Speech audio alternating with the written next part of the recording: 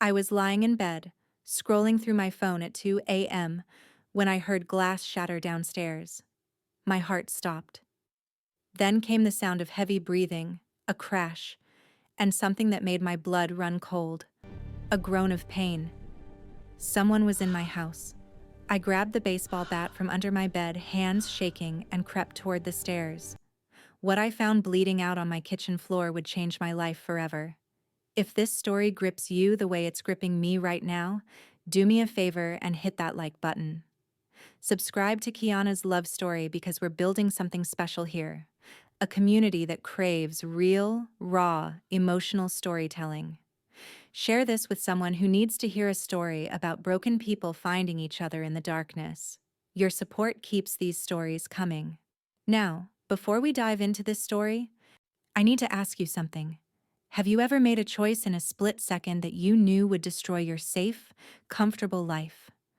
But you made it anyway because something deeper than logic was screaming at you that this was right? Drop your thoughts in the comments because what happened to me still keeps me up at night, and I need to know I'm not the only one who's ever felt this way. If you're listening right now, help me prove something wrong. My mother said I wouldn't even reach 5,000 subscribers, but Elle believes stories like this deserve to be heard. Help me show her that these tales matter. Add this CTA 10 minutes into the script, and this. Please subscribe to Kiana's Love Story and let's keep breathing life into stories that were never meant to stay silent. My name is Amani Carter, and up until that night, I lived the most predictable life imaginable. I'm a 28-year-old nurse working the night shift at County General Hospital.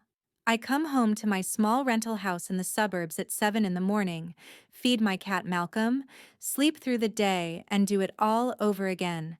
I pay my bills on time. I meal prep on Sundays. I text my mother every Wednesday. I am the definition of safe and responsible. And I was so goddamn lonely I could scream. But I didn't think about that most days. I filled my time with work and routines and told myself this was enough. This was good. This was the life I'd worked hard to build after growing up with nothing. Watching my mama work 3 jobs just to keep the lights on. I was stable. I was secure. I was half alive and didn't even know it. That night changed everything. The man on my kitchen floor was massive, easily 6'3", with shoulders so broad they seemed to take up the entire space. His expensive black suit was shredded and soaked through with blood that was still spreading across my white tile floor in a pool that made my stomach drop. The wound was in his left side, just below his ribs, and from the amount of blood, I knew he didn't have long. But it was his face that stopped me cold. He was beautiful in a way that seemed almost cruel given the circumstances. Sharp jawline that could cut glass, dark eyes that burned with an intensity that made my skin prickle even as he was bleeding out. Jet black hair falling across his forehead in damp strands. He was Korean, probably in his early 30s, and everything about him radiated power and danger even as he lay dying on my kitchen floor.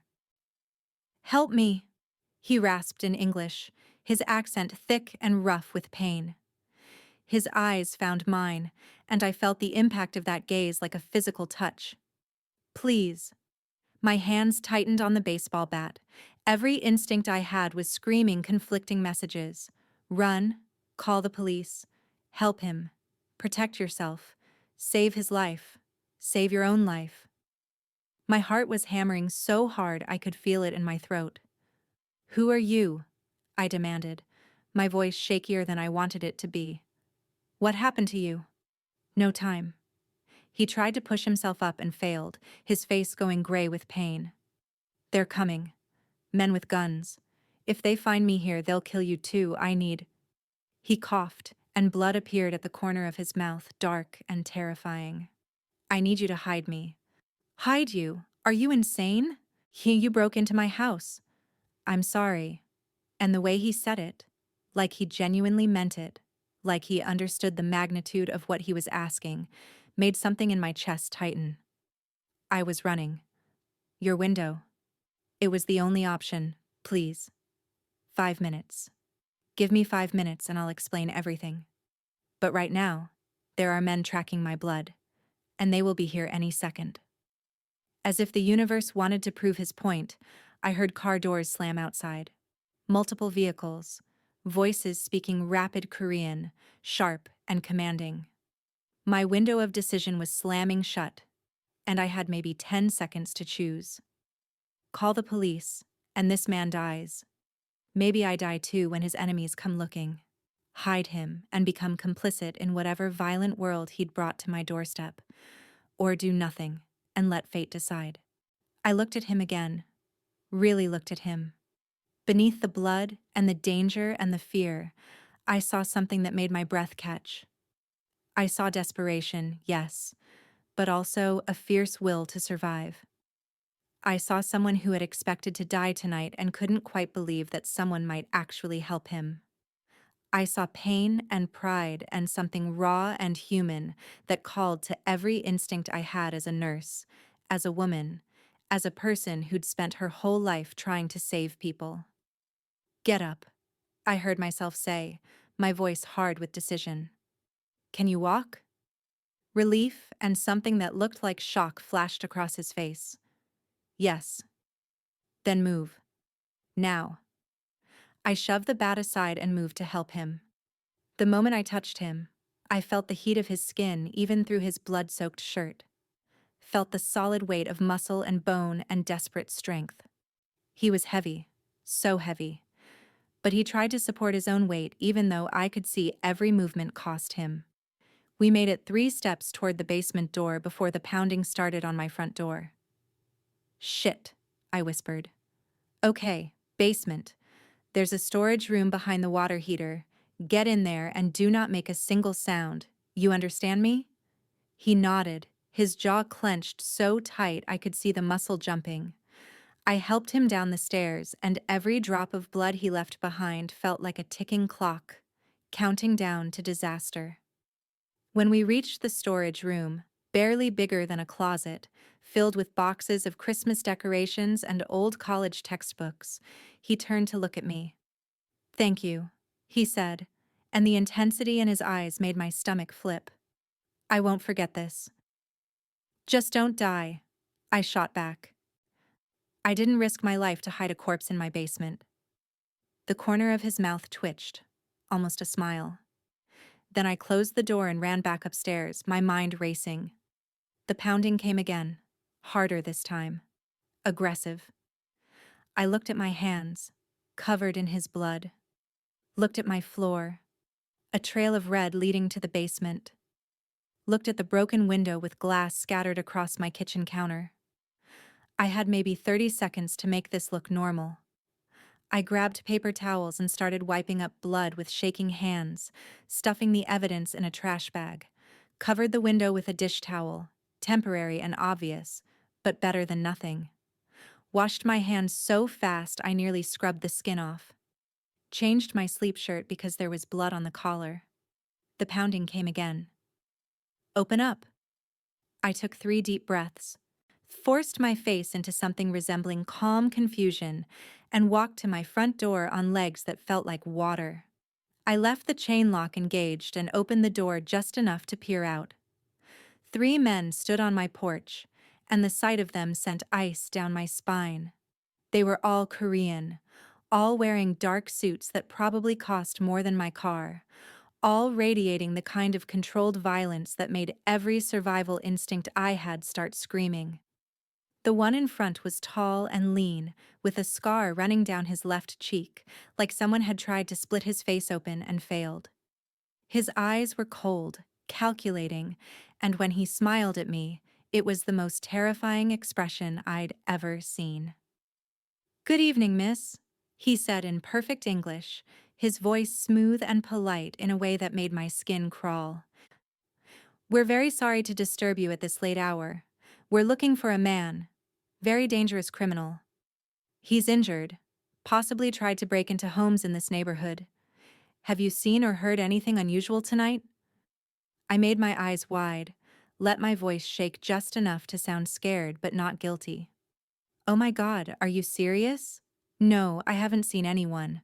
I was sleeping until you knocked. Should I be worried? Do I need to call the police? His eyes scanned past me, trying to see into my house.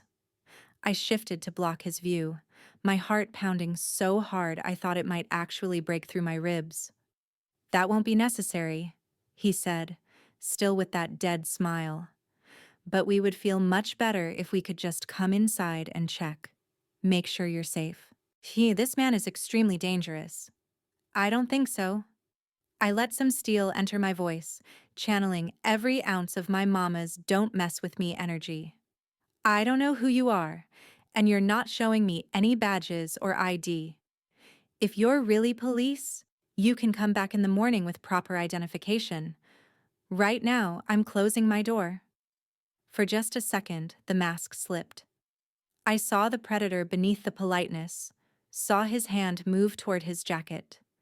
Toward a gun, I realized with absolute clarity, and my blood turned to ice in my veins. One of his companions said something sharp in Korean. The leader's hand stopped. The fake smile returned, but his eyes promised violence. Of course, miss. We understand completely, but please. He pulled out a business card and pushed it through the gap in the door. If you see anything suspicious, call this number immediately. This man has killed many people. We would hate for an innocent person to be hurt because they didn't know the danger they were in. The threat was crystal clear. I took the card with fingers that didn't shake, even though everything inside me was trembling. I'll keep my eyes open, I said evenly. Thank you for the warning. I closed the door, locked it, and stood there with my ear pressed against the wood, counting my own heartbeats, listening as their footsteps retreated and car doors opened and closed. An engine started. Drove away. But I wasn't stupid enough to think they were really gone. I stood there for a full 5 minutes, listening, waiting, barely breathing. Then I crept to my living room window and peered through a crack in the curtains. A black sedan was parked 3 houses down, engine off, headlights dark, watching. I'd just made myself complicit in whatever war this man had brought to my doorstep. And the truly terrifying part? I didn't regret it. Not yet. When I finally made it back down to the basement, I found him exactly where I'd left him, slumped against a box labeled winter clothes, his face pale and drawn with pain. His eyes opened when I entered, tracking my movement with sharp awareness despite his obvious weakness. They're gone? His voice was rough, barely above a whisper. They're watching the house. They know you're in the area and they're not giving up. I knelt beside him, my nurse training kicking in and overriding everything else. I need to see that wound. Now. He tried to sit up straighter and failed, his breath hissing through clenched teeth. You saved me. Why? I'll let you know when I figure it out myself. Right now, shut up and let me work. I ran upstairs and grabbed my medical kit, the professional-grade supplies I kept at home for emergencies. When I came back down, I'd also brought towels, bottled water, antiseptic, and every painkiller in my medicine cabinet. This is going to hurt, I warned him, helping him out of his jacket. The fabric was ruined, expensive material destroyed by blood and violence. I need you to stay conscious and stay quiet. Can you do that? Yes. I peeled his shirt away from the wound, and the full extent of the damage made my stomach drop. The bullet had gone clean through his left side, just below his ribs, which meant both an entry and exit wound, both bleeding freely. He'd lost a lot of blood, more than I'd initially thought. And his skin was cool and clammy to the touch. Shock was setting in. You're lucky, I told him, working quickly to clean the wound. Another inch to the right and this would have hit your liver. You'd be dead. Doesn't feel lucky, he managed, and despite everything, there was a hint of dark humor in his voice. I worked in silence for a few minutes, cleaning, assessing, planning. The wounds needed stitches, needed proper medical care, needed a hospital. But I couldn't take him to a hospital, and we both knew it. "What's your name?" I asked as I threaded a suture needle. I should at least know the name of the man I'm risking my life for. Minho. Park Minho. Well, Minho, this is going to hurt like hell. You might want to bite down on something. He shook his head. I've had worse. I didn't doubt it. The scars on his torso told stories of violence, knife wounds, old bullet scars, marks that spoke of a life lived on the edge of death. But it was the way he watched me as I worked that made my hands almost unsteady. His eyes never left my face, tracking every movement, every expression, with an intensity that made something low in my belly tighten despite the insanity of the situation. "You're a doctor?" he asked as I started stitching the entry wound. "Nurse. E.R. Nurse. I've patched up more gunshot wounds than I care to count." I kept my voice clinical, professional, even as my heart was racing. Usually, the police are involved. Usually, I'm not the one who could get arrested for helping. "I'm sorry." And he meant it. I could hear it in his voice, see it in the way his jaw tightened. If there had been any other way, save it. "Right now, I need you to tell me what I've gotten myself into. Who are you really, and why are men with guns hunting you through my neighborhood?" He was quiet for a long moment, and I thought he might refuse to answer. Then he sighed, a sound that seemed to carry the weight of years. "I'm the head of the Cheongryong, the Blue Dragon Syndicate. We control most of the organized crime in the eastern part of the city. Those men who came to your door? They work for the Baeko, the White Tiger organization.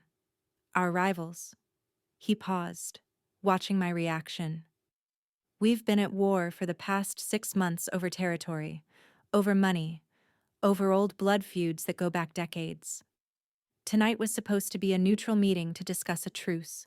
Instead, it was an ambush."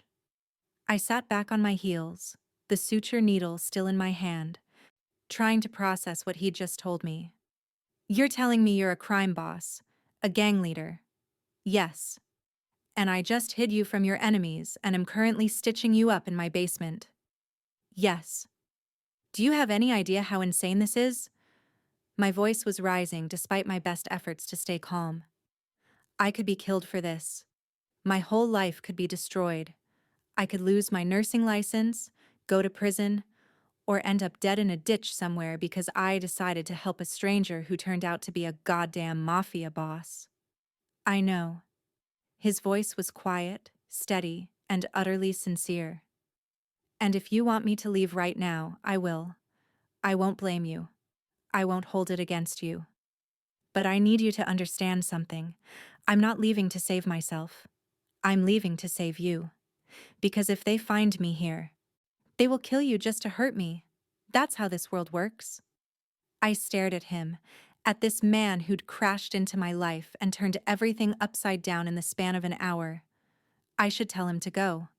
Should wash my hands of this entire situation and pray that his enemies never came back.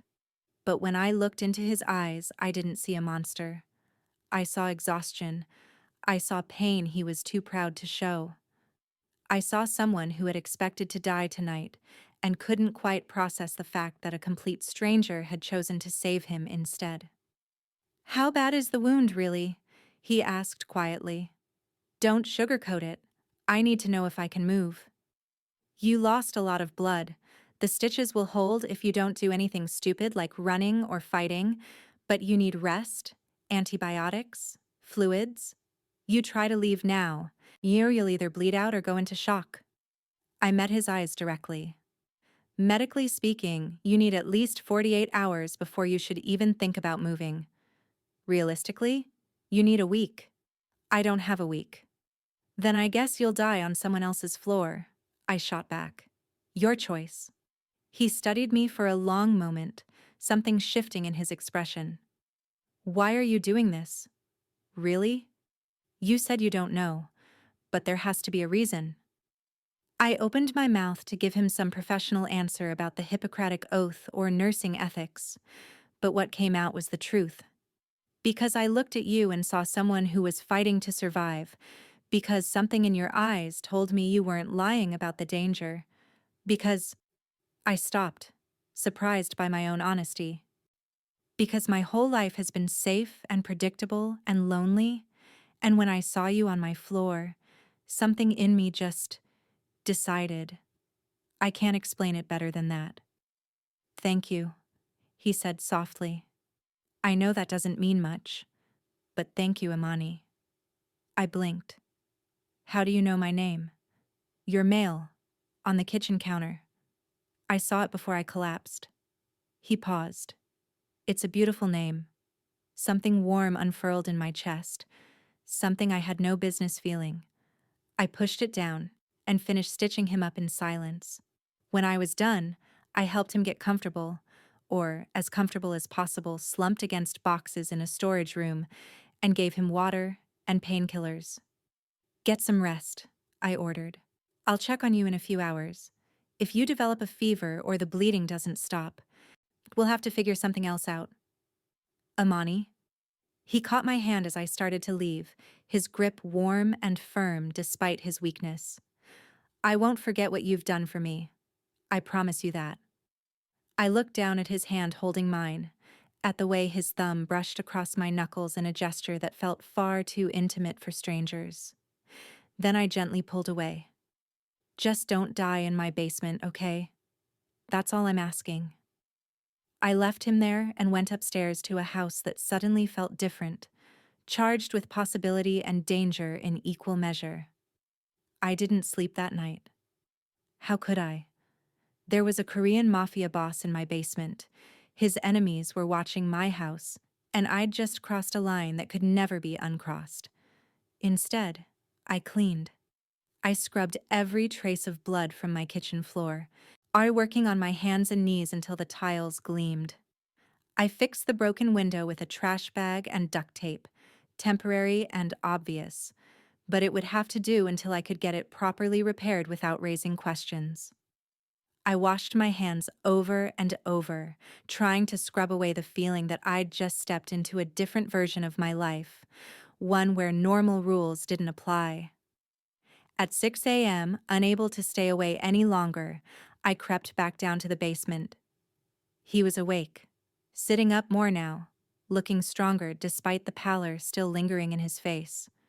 His eyes tracked me as I entered, sharp and assessing in a way that made my skin prickle with awareness. How do you feel? I asked, keeping my distance even as something in me wanted to move closer.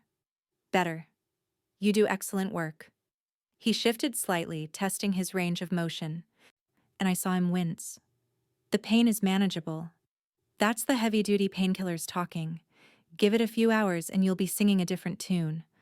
I'd brought more water, some protein bars, and antibiotics I'd borrowed from the hospital. You need to eat something. Your body needs fuel to heal. I set the supplies down within his reach, but stayed back. He noticed. You're afraid of me now, he observed. Not accusatory, just factual. Should I be?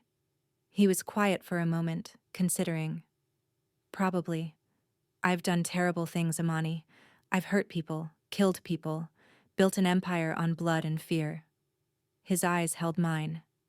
But I give you my word, I will never hurt you. You saved my life. In my world, that creates a debt I can never fully repay. I don't want you to owe me anything. I just want... I stopped, not sure how to finish that sentence. What do you want? I want to know what happens next. Your people must be looking for you. Won't they come? They will. But I can't contact them yet. His jaw tightened. The Beko knew about that meeting, which means they have informants in my organization. If I reach out through normal channels, I'll just be walking into another trap. I need time to figure out who I can trust. So you're stuck here. For now. He looked at me, something vulnerable flickering in his expression. I know this isn't fair to you. I know I've put you in impossible danger. If you want me to leave, if you need me to leave, tell me. I'll find a way, even if it kills me. I won't let you suffer for my mistakes. I should have said yes, should have told him to get out and never come back, him to take his violence and his war somewhere far away from my safe, quiet life. You leave now, you'll die, I heard myself say instead. Either from infection or from them finding you. Give it a few days. Let yourself heal enough to actually move without tearing the stitches. Then we'll figure out how to get you somewhere safe. A few days, he repeated. And after that? After that, you disappear from my life, and I go back to normal. Deal? Something flickered across his face. Disappointment? Maybe, or something deeper I couldn't name. Deal. I nodded and turned to go, but his voice stopped me. Amani, thank you. Not just for the medical care, but for treating me like a person instead of a monster. It's been a long time since anyone has done that. I looked back at him. At this dangerous man who somehow seemed more human in this moment than most of the people I passed every day. You're welcome. I went to work that night, and every minute felt like an hour. I kept checking my phone, expecting to see news of a break-in or a shooting, or my house burning down. Every time a patient came in with the police, I felt my stomach drop. Every siren made me flinch. But when my shift finally ended and I drove home in the early morning light, everything looked normal. Quiet. Safe. Too safe. I found him in my kitchen, actually cooking. What the hell are you doing? I demanded, torn between anger and shock. You should be resting. Minho turned from the stove and I saw he'd somehow managed to shower. His hair was still damp, and he'd changed into clothes that must have come from the go bag I'd found in his jacket. He looked almost normal, except for the careful way he moved and the bandages I could see beneath his black t-shirt. I was going insane down there, he said simply. And you've been taking care of me. The least I can do is make you a proper meal. The kitchen smelled incredible. Rice, soup, banchan side dishes spread across my tiny counter. My stomach growled loudly, betraying me. You should be resting, I repeated. But my protest was weaker now. I'm Korean. We heal through food. That almost smile played at his lips again. Sit. Let me do this one thing for you. And despite every reasonable objection I had, I found myself sitting at my own kitchen table while a mafia boss served me breakfast. And the food was extraordinary. Flavors I'd never experienced, each dish perfectly balanced. I ate in silence at first, too hungry and too overwhelmed to speak. This is incredible, I finally admitted. Where did you learn to cook like this? My mother. His expression softened with memory and pain. She insisted I learn. Said a man who couldn't cook for himself wasn't really a man. He paused, something dark passing across his face. She died when I was 17. I'm sorry. And I meant it. I could hear the grief in his voice, even years later. My father died the same night. They were killed by the same organization I now run. The words hung in the air between us, heavy with implication. I set down my chopsticks, my appetite fading. Tell me what happened, please. He was quiet for so long I thought he wouldn't answer. Then he sat down across from me, his hands wrapped around a cup of tea, his eyes distant with memory. My father was a businessman. Import-export, legitimate as far as I knew. We had a good life. Nice house, good schools, my mother's restaurant. I was going to go to college, study business, maybe take over the company someday. His laugh was bitter. Then I came home from school one day and found my house full of men in expensive suits, Cheongryong enforcers. My father owed them money, a lot of money. Gambling debts, bad investments. I never got the full story. They gave him 1 week to pay. And he couldn't. No. So they killed him. made me watch so I'd understand the cost of debt, the importance of honor. Then they killed my mother because she tried to stop them. His voice was flat, emotionless in the way that meant he was feeling too much. I was 17 years old and I watched my entire world burn down in the span of 10 minutes. Minho. I reached across the table without thinking, covered his hand with mine. He looked down at our joined hands, something vulnerable flickering in his expression. I joined them the next day, told them I'd work off my father's debt, do whatever they needed. I spent the next 15 years working my way up, learning the business, proving my loyalty, becoming exactly what I'd hated. And when the old boss finally died, I took over. I became the head of the organization that destroyed my family. Why? The word came out as a whisper. Revenge, at first. I thought if I could rise high enough, gain enough power, I could destroy them from within. But then, he shook his head. Then it became about survival, about protecting the people under me, about building something that wasn't just chaos and violence. I told myself I was different, that I was better than the men who killed my parents. But at the end of the day, I'm still a criminal. I still have blood on my hands. Do you regret it? His eyes met mine, and in them, I saw a depth of pain that made my chest ache.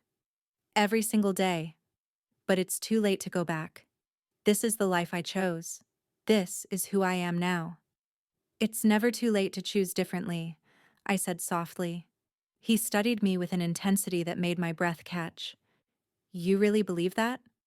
I have to. Otherwise, what's the point?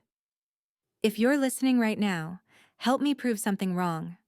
My mother said I wouldn't even reach 5,000 subscribers. But I believe stories like this deserve to be heard. Help me show her that these tales matter. We sat like that for a moment, hands still joined, something shifting between us that felt both dangerous and inevitable. Then I pulled away, stood up, started clearing dishes just to have something to do with my hands. Tell me about you, he said, standing to help despite my protest.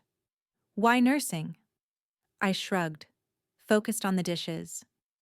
I wanted to help people, make a difference. My mama worked herself to the bone to give me a chance at something better. Nursing seemed like a way to honor that, to build a stable life and help people at the same time. That's admirable. It's practical. Not exactly exciting? No, he said quietly. It's brave. You could have chosen an easier path, one that didn't require you to see people at their worst, and to carry their pain with you. Instead, you chose to care for strangers, to save lives even when it costs you something. That takes courage. I looked at him, at this man who'd lived a life of violence and was somehow seeing something in me I'd never seen in myself. Or maybe I just like feeling needed. Nothing wrong with that. He moved closer, helping me dry the dishes. We worked in comfortable silence for a few minutes, the domesticity of the moment so at odds with the reality of our situation it almost made me laugh. What's your cat's name? He asked, nodding toward Malcolm, who was watching us suspiciously from his perch on top of the refrigerator. Malcolm. Malcolm X, technically. I found him in an alley behind the hospital, half dead from an infected wound.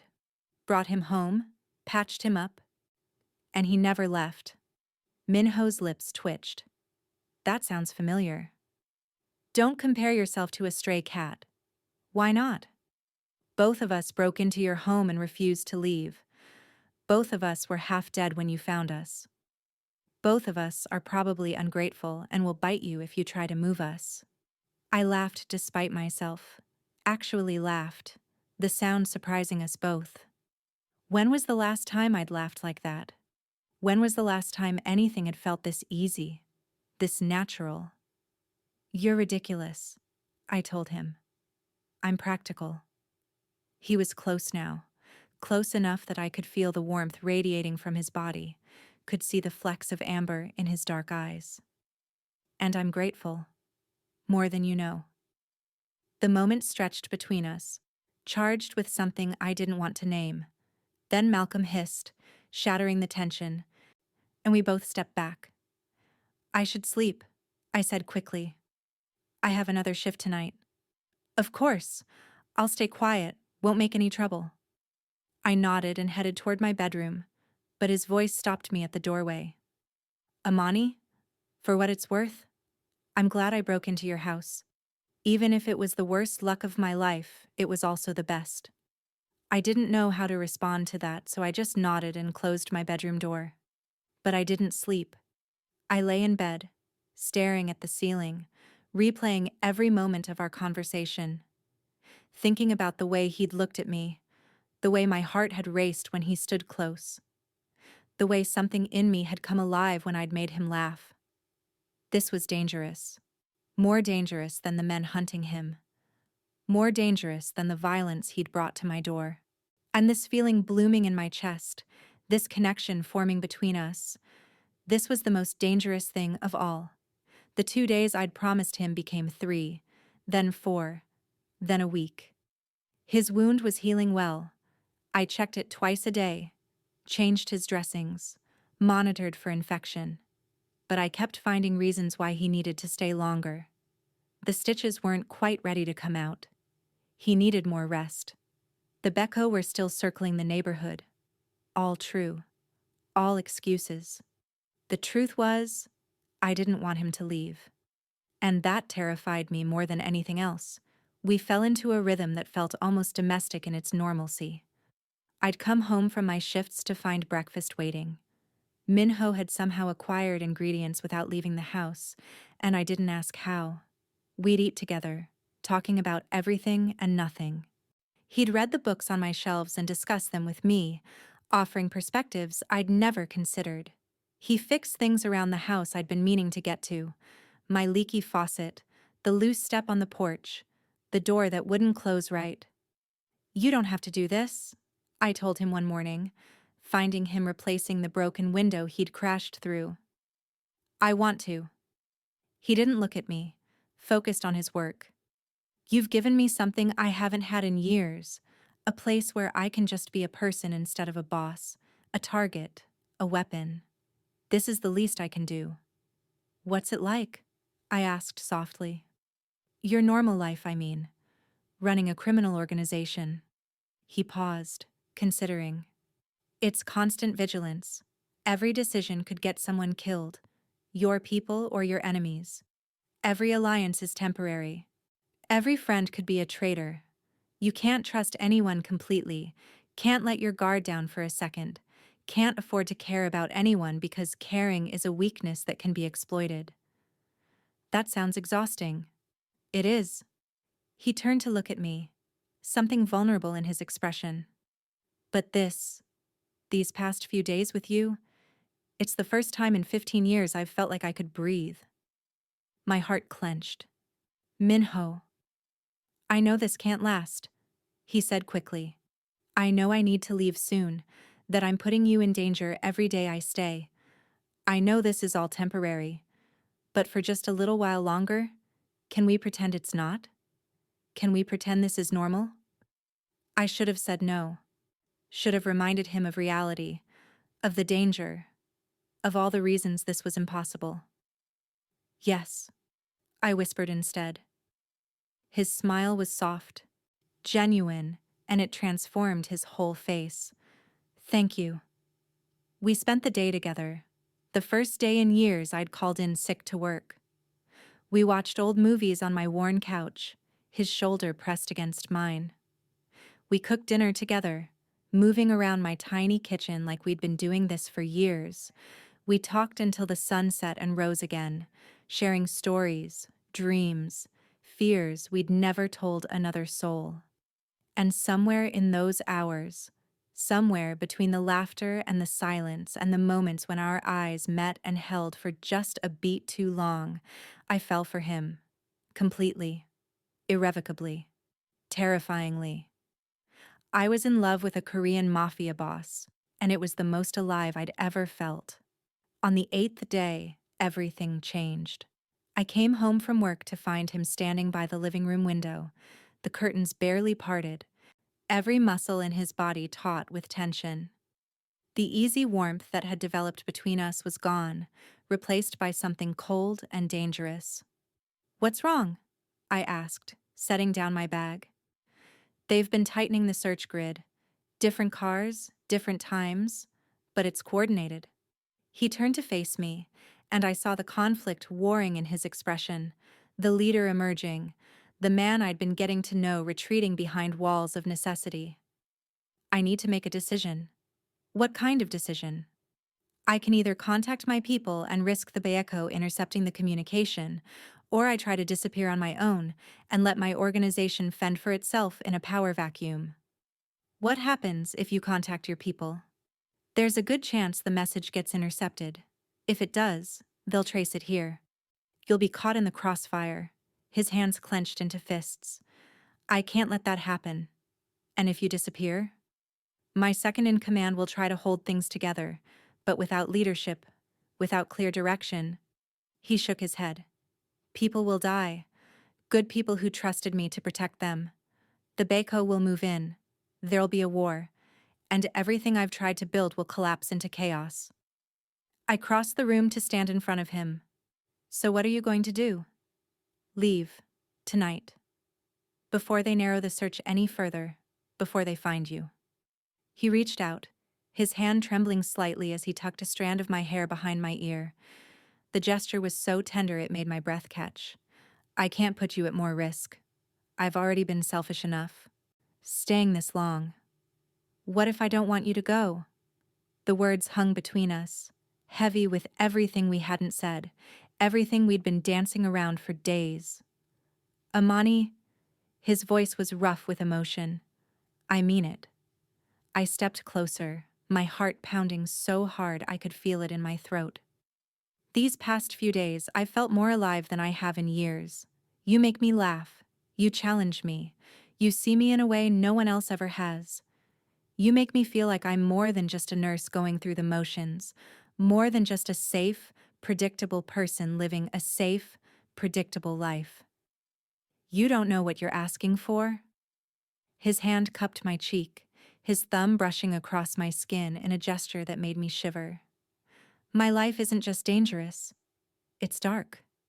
The things I've done, the choices I've made, the man I've had to become to survive.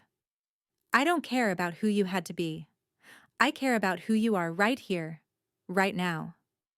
The man who cooks me breakfast and fixes my faucet and talks to me about Kurosawa films at 3 in the morning. The man who reads my books and remembers details about my life and makes me feel seen. That's who I see." "And what if that man is just a mask?" His voice was raw with something that sounded like fear.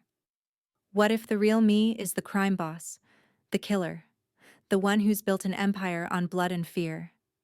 What if this," he gestured between us, "is just an illusion, and when we step back into reality, I'm still a monster?" I looked into his eyes and saw the genuine terror there, not of his enemies, not of death, but of my answer. Of me seeing him clearly and walking away. "Then I'll take my chances," I said quietly. "Because I'd rather have this, whatever this is, for however long it lasts than spend the rest of my life wondering what if. I'd rather choose you, knowing all the risks, than choose safety and always regret it." Something in him broke. Or maybe it was something that finally came together after years of being fractured. He cupped my face in both hands, his touch reverent, desperate, like I was something precious he'd found in the darkness and couldn't quite believe was real. "You're going to get yourself killed," he whispered, leaning his forehead against mine.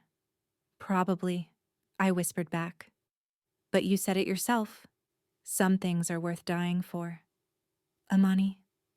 I kissed him before he could finish, before he could find another reason why this was impossible, and before either of us could think better of it. I poured everything into that kiss. All the loneliness I'd been carrying, all the fear, all the desperate, terrifying hope that maybe, just maybe, we could have something real. He kissed me back like a drowning man finding air, like he'd been holding himself back for days and the dam had finally broken. His hands slid into my hair, and I pressed closer, needing to feel the solid warmth of him, needing proof that this was real, that I wasn't imagining this connection between us. When we finally broke apart, both breathing hard, he pressed his forehead to mine again, his eyes closed. "This is insane," he murmured. "Completely insane," I agreed. "I should leave. I should walk out that door and never come back. Let you go back to your normal life." "You should." Neither of us moved. Instead, he kissed me again, softer this time but no less consuming, and I let myself fall into it, into him, knowing I was crossing a line I could never uncross. We stayed like that for a long time, wrapped up in each other, the outside world temporarily forgotten. But reality, as it always does, came crashing back. His phone rang. The sound was harsh, jarring, shattering the moment like glass against concrete. Minho pulled back, his expression shifting from soft to hard as he looked at the unknown number on the screen. "I need to take this," he said, his voice rough. "It might be my second in command. He's one of the few people I trust." I nodded, stepping back to give him space, trying to calm my racing heart. I watched as he answered, switching to rapid Korean, his whole demeanor changing, shoulders squaring, voice hardening, in the leader emerging fully now. The conversation was brief, but I watched his expression shift from cautious to shocked, to something that looked like pure, unadulterated fury. When he hung up, his face was carved from stone, every muscle taut with barely controlled rage. "What happened?" I asked, fear creeping into my voice like ice water. "That was the Baiko." His voice was flat, emotionless in the way that meant he was feeling too much, too intensely. "They have Sujin." My hand flew to my mouth. "Your sister? Oh my God. Minho." "They want to trade. Her life for mine. Tomorrow night at midnight. The old warehouse district on the south side." His hands were clenched into fists so tight his knuckles had gone white, his whole body vibrating with fury and fear. "If I don't show up, they'll kill her. It's a trap. Obviously. You can't go." He looked at me like I'd lost my mind, like I'd suggested something incomprehensible. "She's my sister, Amani, my baby sister. I raised her after our parents died. I sent her to college in California, kept her completely away from this life, gave her everything I never had so she'd never have to be part of this world. I can't," his voice cracked. "I can't let her die because of me. And I can't let you die either." The words burst out of me, passionate and raw and desperate. "There has to be another way. We can call the police, or—" "The police won't help. Half of them are on the Baiko payroll, and the other half know better than to get involved in gang business. Even if they weren't compromised, by the time they moved, Sujin would already be dead." He took my hands, and his grip almost painful in its intensity. "I have to do this, but I need your help. Anything." The word was out before I could think better of it. "I need you to contact my people, tell them where the exchange is happening. They'll come, but they can't get there before the trade. I can't risk Sujin like that. What they can do is make sure the Beko pay for what they've done, make sure there's justice." He pulled out a piece of paper, scrawled a number with shaking hands. "Call this number exactly 1 hour after I leave. Tell them Park Min-ho sent you. Give them the location. They'll handle the rest." "This is suicide," I whispered, tears burning my eyes, blurring my vision. "You're walking into certain death." "Probably." He pulled me close, held me so tight it almost hurt, like he was trying to memorize the feeling of my body against his. "But she's my sister.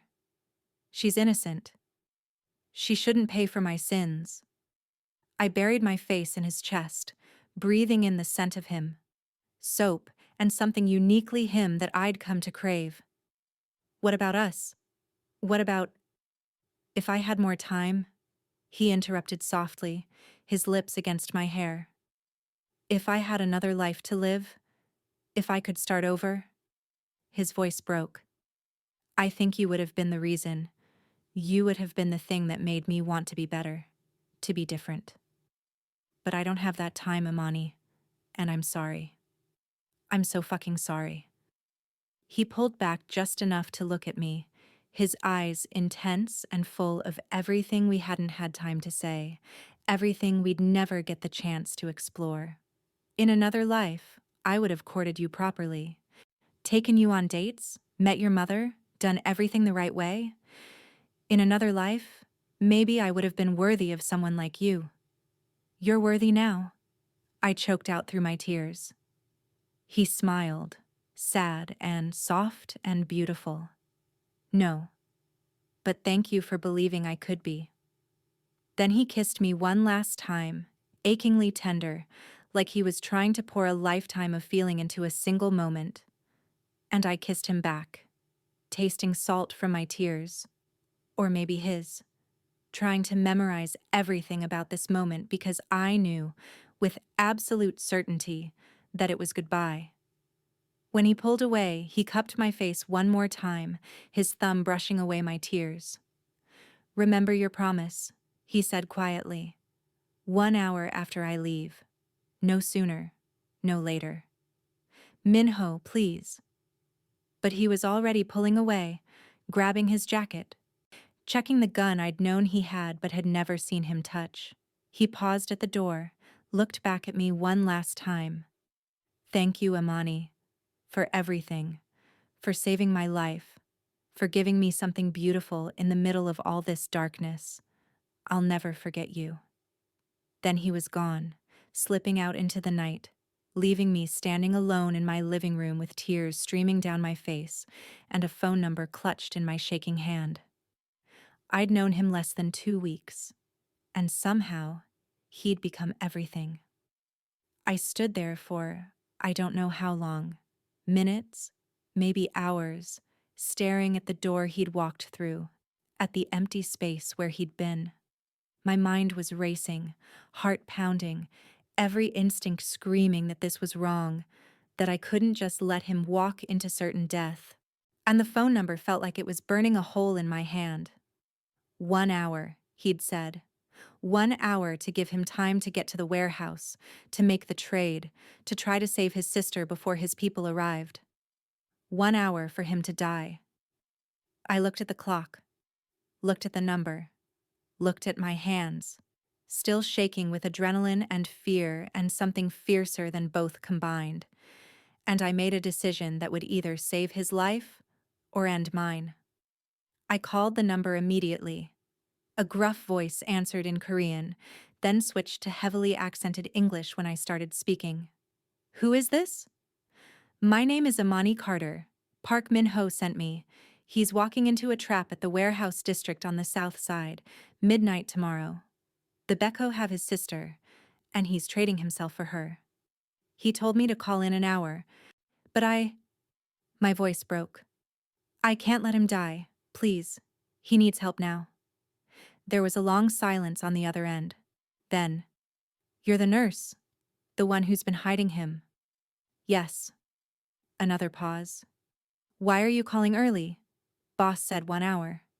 Because I love him, I said, and hearing the words out loud made them real, made them true in a way that terrified and exhilarated me all at once. I love him, and I can't let him die. So please, whatever you can do, whoever you can send. He needs help now. We'll be there. The line went dead. I stood there for 3 seconds, phone still pressed to my ear. Then I grabbed my keys and ran for my car. I know it was stupid, reckless, the kind of decision that gets people killed in movies. But I couldn't stay home. And I couldn't sit safe in my house while the man I loved walked into an ambush. The thought of never seeing him again, of living the rest of my life wondering if I could have made a difference, it was unbearable. I'd spent 28 years playing it safe, going to nursing school because it was practical, working night shifts because the pay was better, living in a small house with a cat for company because it was simple and uncomplicated and safe. And what had it gotten me? Loneliness, emptiness, a half-life where I went through the motions but never actually felt anything real. Min-ho had crashed into my life and shown me what it felt like to be truly, devastatingly alive. He'd made me laugh and challenged me and looked at me like I was something precious. He'd given me a glimpse of what life could be if I was brave enough to reach for it. I couldn't go back. I wouldn't. I parked 3 blocks from the warehouse district and approached on foot, staying in shadows, my heart hammering so hard I thought I might actually die before I even got there. The area was exactly what you'd expect. Abandoned buildings with broken windows, graffiti-covered walls, the smell of rust and decay heavy in the air. Expensive cars surrounded the main warehouse, sleek, dark sedans that screamed money and power and danger. I found a hiding spot behind a rusted dumpster that gave me a clear view of the warehouse entrance and waited, every nerve ending on fire, counting my own heartbeats. At exactly midnight, Minho appeared. He walked into the pool of harsh light in front of the warehouse entrance, hands raised, clearly unarmed. Even from a distance, I could see the tension in his shoulders, the ready stance of someone who knew violence was coming and had made peace with it. A door opened, and a woman was shoved out into the light. She was young, early 20s, with long black hair and features similar to Minho's, beautiful and terrified, her hands bound in front of her, tears streaming down her face.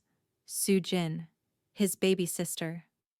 Minho's whole body went rigid at the sight of her, and I saw his hands clench briefly before he forced them to relax, forced his face into something calm and controlled. Then the Bayeko leader emerged, the same man who'd knocked on my door that first night, the one with the scar down his cheek and eyes like a predator. A dozen men fanned out behind him, all armed, all watching Minho with barely concealed anticipation. "Park Minho," the leader, Hyun-woo, called out in English, his voice dripping with mock courtesy. "So glad you could join us. I was worried you'd lost your nerve, hiding in whatever hole you've been cowering in." "Let her go, Hyun-woo." Minho's voice was deadly calm, but I could hear the fury beneath it, the barely controlled rage. "This is between you and me. She has nothing to do with our war." "Doesn't she?" Hyun-woo laughed, cruel and mocking. "I think family has everything to do with it. After all, you took my brother from me. Seems only fair I take something from you." "Your brother died in a fair fight. He challenged me for territory and lost. He was 17 years old. He was armed and trying to kill my people. I gave him a chance to walk away. He chose to fight." Minho's voice was hard now. "But I'm here now. You want revenge? Take it. Just let her go first." Hyun-woo tilted his head, considering. Then he smiled, and it was the most terrifying thing I'd ever seen, empty and cold and full of malice. "No," he said simply. "I don't think I will." He pulled out a gun and shot Minho in the leg. The crack of gunfire shattered the night. Minho went down hard, clutching his thigh, blood already spreading dark and terrible across his pants. Soo-jin screamed, the sound raw and broken. And I ran. I don't remember deciding to move. One moment I was frozen behind the dumpster. The next I was sprinting toward them, screaming, "Stop! Stop!" Every head turned toward me. I saw Minho's face, shock and horror and fury all mixed together. I saw Hyun-woo's cruel amusement. I saw the guns. So many guns, all potentially about to point at me. But I didn't stop running until I was standing between Minho and Hyun-woo, my arms spread, my whole body shaking but my voice steady. "Don't. Please don't." "Well, well." Hyun-woo looked genuinely delighted. "The mysterious nurse, the one who's been hiding our little blue dragon. How touching." He circled me slowly, like a shark. "Tell me, Does she know how many people you've killed, Minho? How many families you've destroyed? How many lives you've ruined? Let them both go, I said, forcing my voice to stay level even though terror was screaming through every nerve. You want someone to kill? Kill me, but let them go. Amani, no. Minho tried to stand, his injured leg giving out. He fell back with a groan of pain, leaving a smear of blood on the concrete. Get out of here! Run! I didn't move, couldn't move, and I kept my eyes locked on Hyunwoo, willing my hands to stop shaking. You'd die for him? Hyunwoo asked, studying me like I was a fascinating specimen. For a man you barely know? A criminal? A killer who's destroyed countless lives? Yes. The word came out clear and strong and absolute. Why? Because I love him.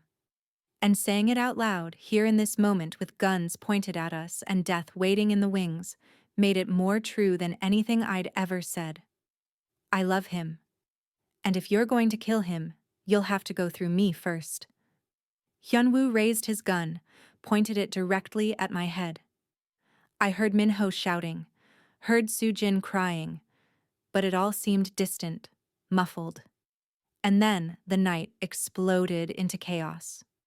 Please subscribe to Beth's Library and let's keep breathing life into stories that were never meant to stay silent. Now, let's continue. Gunfire erupted from every direction. Minho's people, dozens of them, emerged from the darkness like ghosts, materializing from behind cars and buildings and shipping containers. They'd come early. They'd come prepared. They'd come to save their boss. The Baiko scrambled for cover, returning fire. And suddenly, I was in the middle of a war zone. Strong hands grabbed me, yanked me down behind a concrete barrier. Minho had somehow dragged himself close enough to pull me to safety, his face pale with pain and fury and fear. What the hell are you doing here? He shouted over the gunfire, bullets pinging off the concrete above our heads. Saving you, I shouted back. I called them early. I couldn't let you die. You could have been killed. You should have stayed home where it's safe. Safe is boring. I'm done being safe. A bullet struck the concrete inches from my head, sending chips of debris flying. Minho covered my body with his weight pressing me into the ground, protecting me even as blood soaked through his pants from the leg wound. Soo-jin crawled over to us, keeping low, her hands still bound. Minho pulled her close with his free arm, his face twisted with pain and relief. Are you hurt? He asked her in Korean, then English. No, Appa. But you... She saw his leg, the blood still flowing, and her face went white. You need a hospital. I'll be fine. We need to get you both out of here. A lean man with sharp eyes appeared beside us. Minho's second-in-command, I realized. Boss. We've got a clear path to the vehicle, but we need to move now. Minho tried to stand. His injured leg buckled, and he would have fallen if I hadn't ducked under his arm, supporting his weight. Lean on me, I ordered. He looked like he wanted to argue, but another volley of gunfire cut off whatever he was going to say. Together, the four of us ran through the chaos, bullets whining past our heads, the smell of gunpowder thick and choking, people screaming and falling and dying all around us. I focused on putting one foot in front of the other, on supporting Minho's weight, on not thinking about how close we were to dying. My nursing training kicked in, that clinical detachment that let me function in emergencies, and I just moved. We made it to a waiting SUV, tumbled inside in a tangle of limbs and blood and adrenaline. The driver peeled out before the door was even fully closed, tires squealing as we fishtailed around a corner. Only when we were blocks away, when the sounds of gunfire had faded to nothing, did I let myself breathe. My whole body was shaking, adrenaline crashing through my system so hard my teeth were chattering. I looked down at my hands, covered in blood, Minho's blood, and felt reality slam into me with devastating force. Minho was looking at me with an expression I'd never seen before, awe and fury and fear and something that looked exactly like love. You called them early, he said, his voice rough with emotion. I couldn't let you die. You disobeyed me. You put yourself in danger. You could have been killed. Each word came out harder, more intense. So could you, I shot back, my voice rising. You were walking into a suicide mission. What did you expect me to do? Just sit at home and wait for someone to tell me you were dead? Yes, that's exactly what I expected. I expected you to stay safe, to stay away from this, too. Well, too bad. I was crying now, tears streaming down my face, all the fear and terror and desperation pouring out. Because I love you, you stubborn, self-sacrificing idiot. I love you, and I'm not going to apologize for saving your life. The SUV went silent. Even Soo-jin was staring at us, her eyes wide. Min-ho's expression crumbled. He pulled me to him despite his injured leg, despite the pain I knew he was in, and kissed me hard and desperate and alive. I love you too, he whispered against my lips. God help me, I love you too. Soo-jin made a soft sound, half laugh, half sob. You're the nurse, ain't the one he couldn't stop talking about. I pulled back slightly, looking at her. He talked about me? Constantly.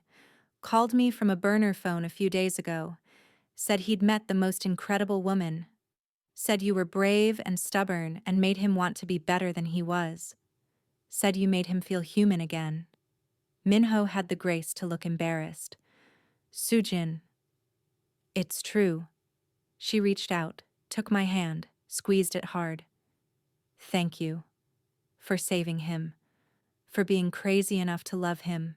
For running into gunfire for a man you've only known for a week. You're either the bravest person I've ever met, or the craziest. Can it be both? I managed, and she laughed. Min-ho pulled me closer, threading our fingers together, and I knew with absolute certainty that whatever came next, whatever danger, whatever complications, whatever impossible situations we'd have to face, we'd face them together. The next few weeks were a blur of violence and reorganization and fear and hope all tangled together. The war with the Byako intensified at first, but Min-ho's people had gained the upper hand that night. Hyunwoo had made a fatal mistake, trying to execute Min-ho in front of witnesses, kidnapping an innocent civilian, attempting to murder me. It had shown the other organizations that the Byako had no honor, no code, no boundaries. Within a month, they were scattered. Their leadership decimated. Hyunwoo himself died in a shootout with rival gang members, though the official story said it was Min-ho's people who'd taken him down. I didn't ask for details. Didn't want to know. Min-ho recovered slowly. Both gunshot wounds healed, though the one in his leg left him with a permanent limp. He said it was a reminder of the night he'd found something worth living for instead of just surviving. Me? My quiet, predictable life was gone. I couldn't go back to it even if I wanted to. I quit my job at County General. Too many questions, too much scrutiny after my name came up in connection with the warehouse shootout.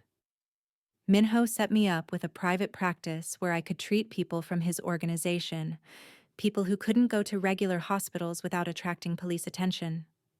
It wasn't what I'd imagined for my life, but it was meaningful in a way my old job had never been.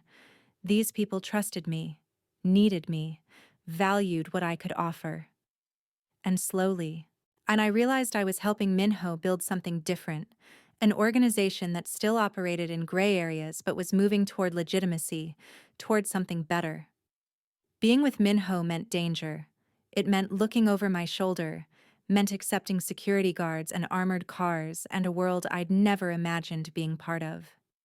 It meant learning to shoot a gun, meant understanding the complex politics of the criminal underworld, meant accepting that the man I loved had blood on his hands.